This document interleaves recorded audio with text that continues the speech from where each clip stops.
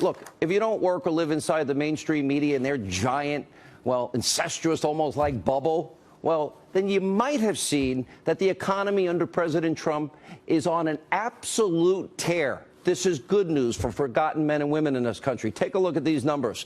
Dow Jones now soared today to over 25,000, its highest number ever. The job market continues to boom. ADP reporting today 250,000 new jobs created in December alone, which is the most in 9 months for that survey. And take a look at this headline. Job cut announcements in 2017 see the lowest level since 1990, Challenger report says. And here's another headline. Manufacturing in the U.S. just accelerated to its best year since 2004.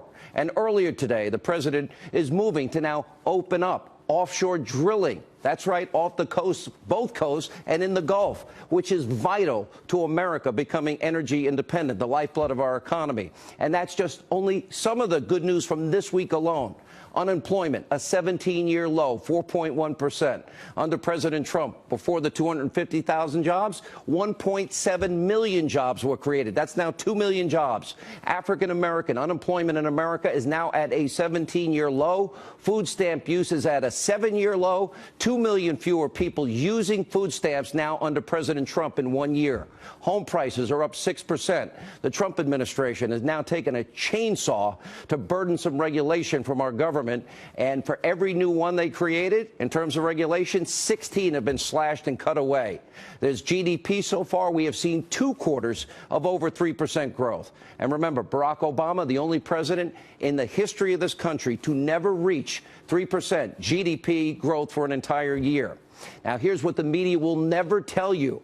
Well, there's a night and day difference between the economy just a year ago and now under Donald Trump for 1 year. And under Obama's economy, I'll remind you, it was god-awful. Lowest labor participation rate since the 70s. 95 million Americans out of the labor force. The worst economic recovery since the 40s. The lowest home ownership rate in 51 years.